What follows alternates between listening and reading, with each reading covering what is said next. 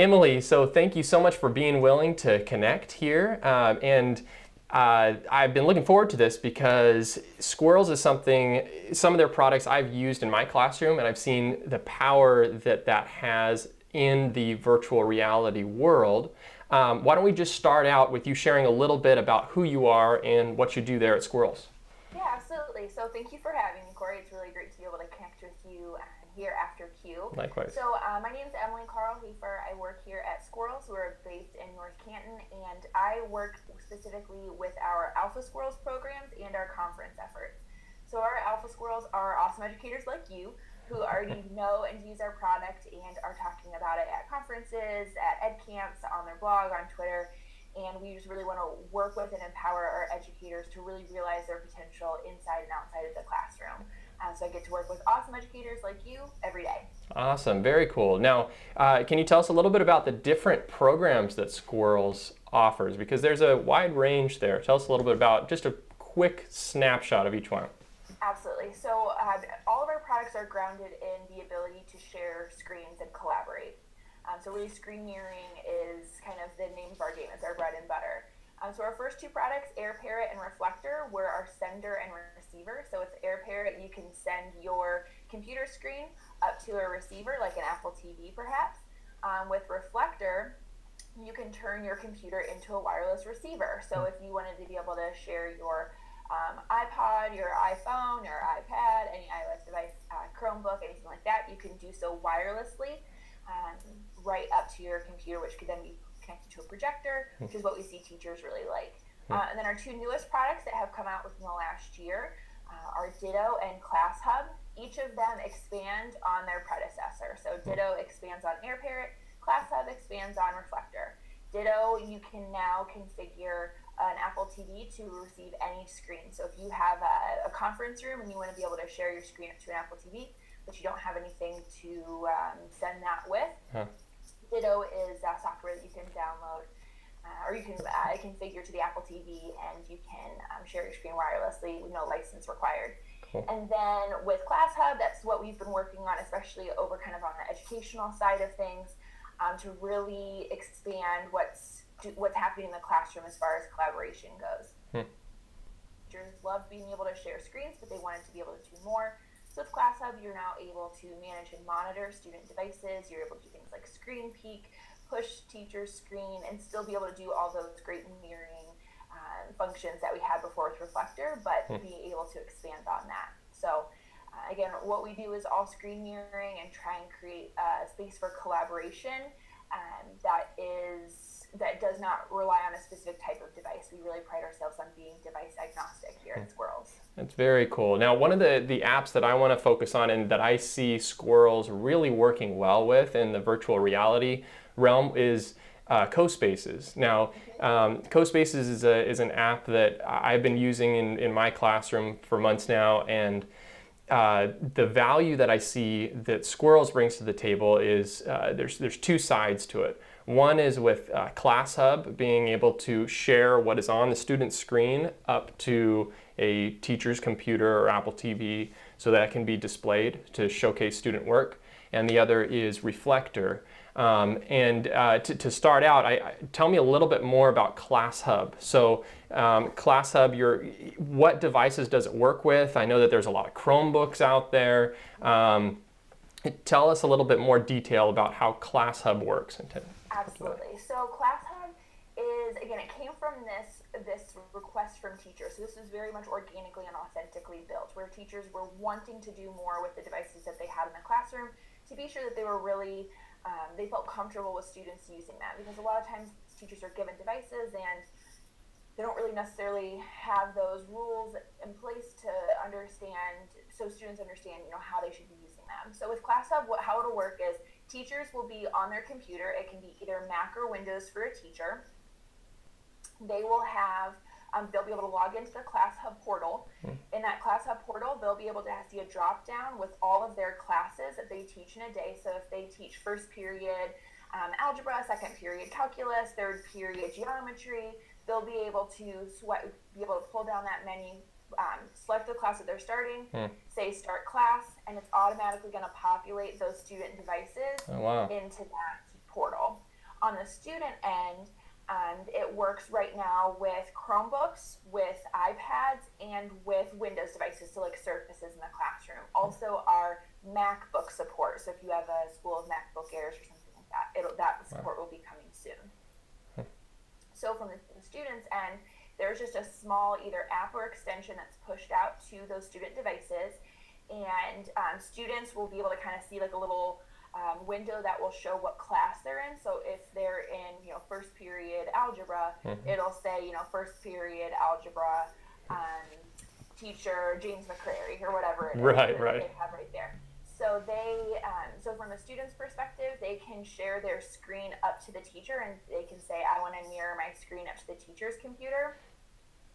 And then on the teacher's end, they have a lot more features that they can use. So they can call a student's screen up to the front so everyone in the class can see it. The other feature, which I think could be really cool with VR as well, is that the teacher's screen can be pushed out to the students. So instead of students being focused up at the projector in the front, students will be able to see it on their device. So especially if you're like at stations, maybe they're not sitting at their desks, they're kind of up and moving around, that teacher's screen can be pushed out to them, but they can kind of still stay mobile without having to be fixed up on the projector in the front, which is really cool. Teachers can also push out websites or push out apps to the students as well. So if there's a project that they're supposed to be working on, and correct me if I'm wrong, but CoSpaces, you can go actually just like to the website, right, and actually create things within CoSpaces. Right, it's all web-based, yeah.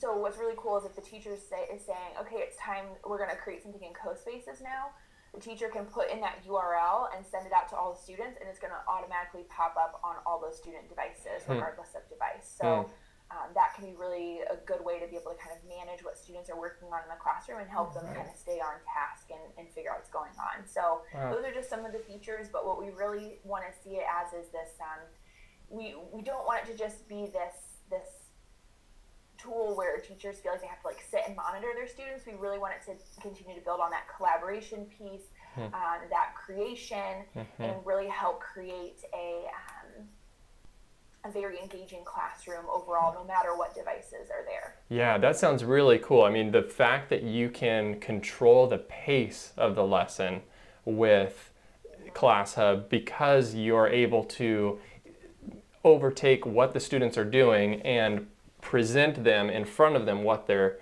they should be looking at, or push out that link like you're saying. That sounds like that's a feature that I didn't know about. And that sounds like a powerful way to keep students on pace with everyone else in the class. Really cool. We really want to try and figure out ways that we can cut down that transition time, because we know that every second in a classroom is valuable. Right. I mean, there's times where if you even get off track for a second and a half, like everything is lost, and you kind of have to take that time to come back. So we really wanted to come up with some of those features that would help keep that transition time moving. So even being able to lock the device, this is one of my colleagues' favorite tricks to be able to use, is you lock all student devices so they can't access them, and then you push out a website. So again, like push them to CoSpaces. Then you unlock their devices, and that website is automatically up right in front of them. So again, there's no transition time of trying to figure out like, when's this page going to load? Where do we have to go? Their device is unlocked, and bam, they're at the website. They're ready to rock and roll, which is really cool. That is very cool. Very cool. Now, the other application that I wanted to highlight was Reflector. Now, Reflector is something that I know that I use daily. I'm always taking what I have on my phone and throwing it up on the screen. And in the virtual reality world, or in that niche, you're really you have the popular device right now is just an iPhone or an Android phone, and you've got it in a little viewer. But the student who's wearing that's the only one who's able to see that display. But with Reflector, it has some great features that allows others to see. Now, tell us a little bit more about how does how does Reflector work in the classroom? Absolutely, and so I love hearing new ways about how Reflector is used in the classroom. So I have to say, like really previous to maybe like 6 months ago, We didn't really hear a whole heck of a lot about teachers using Reflector and VR and AR in tandem. So being able to hear from educators like you about how you're using it is really cool for us, because we love hearing new ways that educators are using it.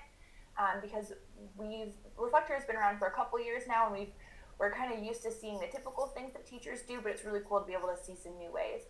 So really at its base, Reflector is a wireless receiver. So again, the teacher would be up at the front of the room, they'd have Reflector on their computer, and then any student or device that's in the classroom would be able to wirelessly mirror that screen up to the front. So the really cool thing is the teacher maybe is connected to a projector. Right. The projector's up in the front of the room, and you have a couple students that are working. We have one student on an iPhone and one student that's on an Android, and they both want to be able to show kind of what they're working on, and you can compare and contrast. The student will go swipe up on their phone and go to AirPlay and be able to connect to that teacher's computer, and that will pop up. And then the student on the Android phone would be able to go into Cast and cast their device up to the teacher. And then you'd actually be able to see up on the teacher's screen, so like up on the projector, you'd be able to see both phones side by side right next to each other, and you'd be able to compare and contrast what they're working on, what they're seeing. And so everyone in the class is able to really connect and understand and really be engaged in what those students are doing. And again, it's a cool way to be able to collaborate, compare and contrast. Perhaps a group of students that are working on something and they want to be able to share their project. Like you said, if it's on one iPhone, trying to even get 3 students around an iPhone to see it is difficult, right. let alone a classroom of 20 or 25. Right. So this way, students can stay in their seat, you have some of that classroom management piece, and they can still be engaged with what's up on the front. And then the students who are the ones sharing really have a lot of ownership about what they're sharing up, because now it's not just here on their device, it's up in front of the whole entire class, and there's a really, really cool feeling of like, hey, that's my work, that's what I made, look how cool this is, look what I'm experiencing here, and experience it kind of along with me, which is really cool. Yeah, and you mentioned that. I about a month or two ago, we finished a project called the Early American Colonies in my 5th grade class, and the students created their own colony, and then they got to experience it. And I only have my own personal phone that and one viewer right now that we're able to use in the class. But even though we only have that one, I really want students to get a sense of immersing themselves into the environment that they created. And in that specific project, the students, I wanted them to really understand what was it like to be in an American colony. What were the different elements? They had to describe a challenge and show some, label some main characters from the colony. So in that situation, the students put on the viewer, and then we used Reflector to reflect it up, and everyone else could see and experience this environment that the student created. The other one is that you mentioned how you can do two devices, correct? You can actually do as many as you want. I just use the example as 2, but you can have 4, you can have 20, you can have as many devices up. The only problem is when you get so many, the device screens become a little small, where it kind of takes away from that. But interesting. If you wanted to just see how many you can connect, you can do that. Oh wow! Okay, that's new to me, because I thought that there was a max of 2. I mean, I've got an iPad and an iPhone in my class, and so I've done both at the same time, and that works really well. But I thought that was the limit. So there is no limit. You can take that limit up and do as many as you want. So the other example I wanted to share, and something that was really powerful to me, was that we did a stargazing night one night. It was kind of an after-school thing. We hooked up one iPhone to a telescope, and that was focused on the moon.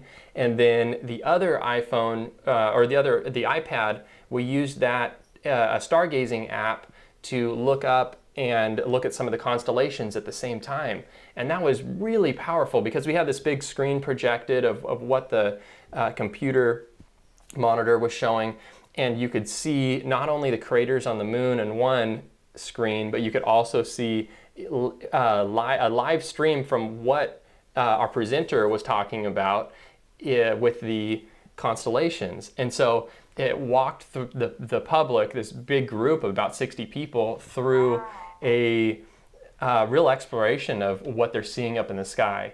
And that was one of the things that just blew me away, because you can apply it in so many different ways. I know I've just used my camera app at times, and whatever is on your screen, you literally can put that up on to, you can cast that onto a computer. So it's been powerful, not only just in virtual reality in the class, but in other applications too. And learning something new each day. I'm glad that it supports more than one device at a time. So kind of cool. Yeah, and that stargazing activity sounds so cool. Like, I want to potentially talk to you more about that one, because that's really, really an amazing experience that you created for your students and for everybody. Yeah, well, it's a good stuff. I mean, Squirrels has a lot to offer. So, anything else to share with the educational community before we sign off here? Yeah, well, we're really, really appreciative of everything the educational community does. Like I said, a lot of our products, or most of our products, have really come from conversations with educators. So we just really want to have an open line of communication that, you know, if you see us at a conference, other things that you're doing with our products or you want to see our products do, we love being able to hear from educators about how that really works.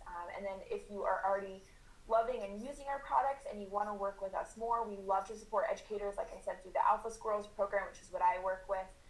So if you're looking for support or resources for conferences, for ed camps, for your blog posts, for really anything and everything, just know that we really want to continue to support our educators in every way that we can.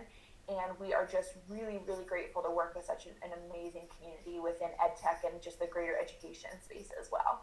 Awesome. Well, Emily, thank you for being willing to connect and providing such a powerful product that can work in tandem with so much of the VR creation and experiences that are happening today. And appreciate your time, and best of luck as you keep moving forward. Thanks, Corey. You too.